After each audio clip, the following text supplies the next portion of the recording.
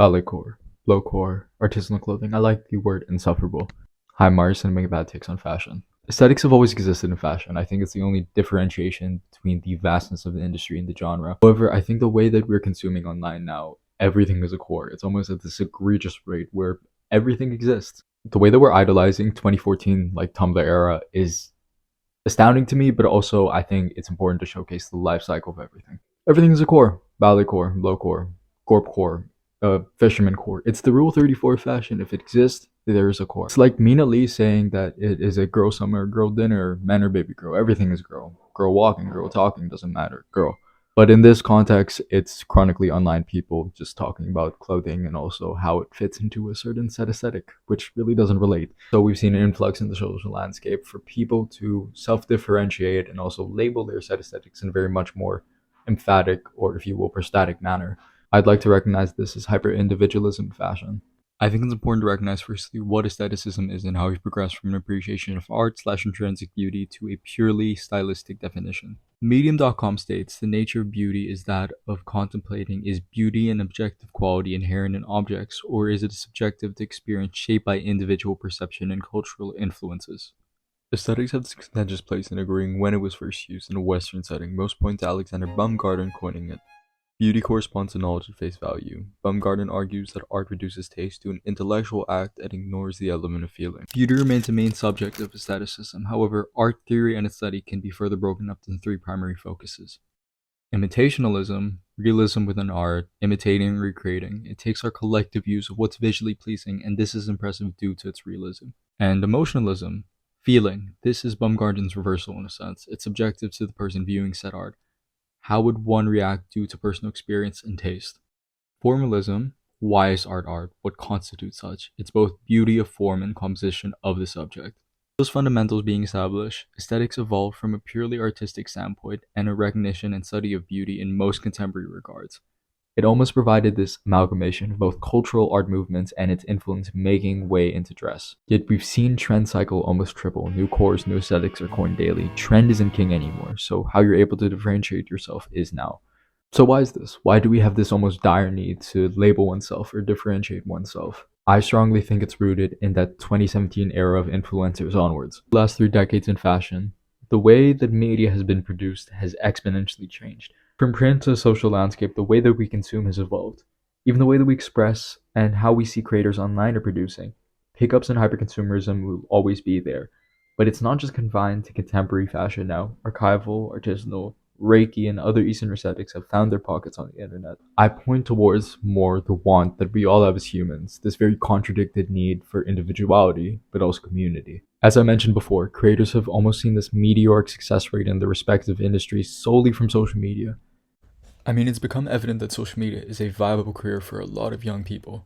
I think with this mindset that, oh, I can earn money, I can earn a living from social media, you would want to differentiate yourself for your followers, your lifeblood. And if you're able to pull in more people because you have a unique aesthetic that sets you apart from the rest, which I really don't think is how we should be approaching this, you're obviously going to gain more followers, hence more monetary success. Brenda hashtag would be the first to come to mind. She did already have a master's in fashion journalism, don't downplay the goat like that. I think Brenda encapsulates this allure and this individuality that we all kind of want. Oh my god, she would run through a gothic castle with a candelabra is kind of what we all desire. It's easier to distinguish a Polo Chang, a Brenda hashtag, an Ola versus insert Jordan 1 wearing Uniqlo recommendation coswear. No, I love Here, 5 essentials. Leave me alone! This is my biggest pet about. Besides absolutely destroying our attention spans, I realize how much of a fashion elitist I sound in there, and I first want to clarify, I dress basic as hell, okay? I'm still wearing my Jordans. These have probably been my favorite sneaker to wear this year, my Lost and Founds. Honestly, dream shoe. Heal your inner child with consumerism, it's good for your soul. But I don't want to get it misconstrued that, oh, you should ever form a opinion of I dress better than you or I am better than you because I wear this certain niche item, you know what I mean? I can wear my Guidis, I can wear my Tabbies, and I can also still go back to wearing Jordans. I can go back to traditional streetwear outfits, and there's nothing wrong with that. I already reached my peak of fashion in 2018. Like, I could put this back on and it would be over for you guys. Maybe that's what my next video should be. Recreating, like, old bad outfits. Damn, these jeans were skinnier than what I wear now.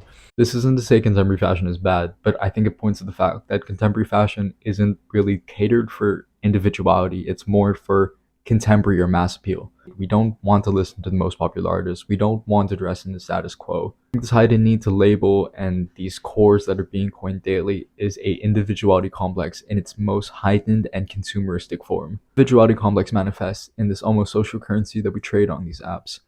It's not even just I'm dressing for myself and I'm not dressing for expression. You are dressing for outward appreciation in this almost I'm more niche and I'm better than you because I know this. Like I saw this on TikTok today and it was the worst image I've ever seen of Rick Owens, Dark Shadow, Taobao, streetwear. On the other slide, it was just a bunch of artisanal and archival designers, and I'm just like, okay, if your only goal with these designers is not for self-expression or it's not actual appreciation for their art and also the absolute masterclass of their work, you spend 5 minutes on buy and search archive. Okay, please get off your high horse. There's no moral high ground in the situation of doing proxy websites on Japanese auction sites.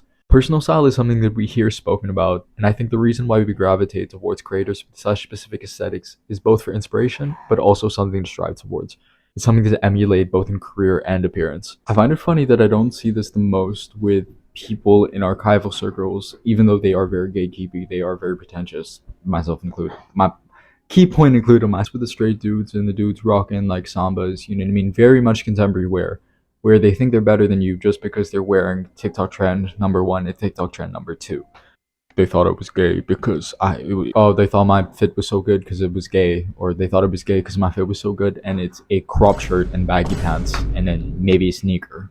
If they're feeling spicy, it's a boot. These cores or aesthetics that has been trending. I mean, we look back at the trend cycle. 2021 was dominated by workwear or new age vintage. 2022, subversive basics, gorb core, with this newfound appreciation for archival or artisanal wear.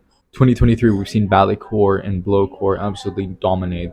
I think this importance and this emphasis on self-specificity has kind of trapped a lot of us into only confining ourselves in one certain aesthetic. It's completely fine to have a streamlined wave dress, again, referencing back to Brand or Polo Chang.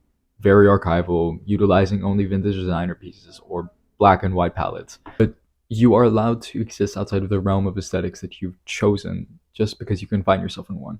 Most common term in fashion is expressive. Fashion is expressive. For me, fashion is always going to be an amalgamation of all my interests. I love military wear, I love utilitarian design, femininity with my clothing, or looking like the Grim Reaper.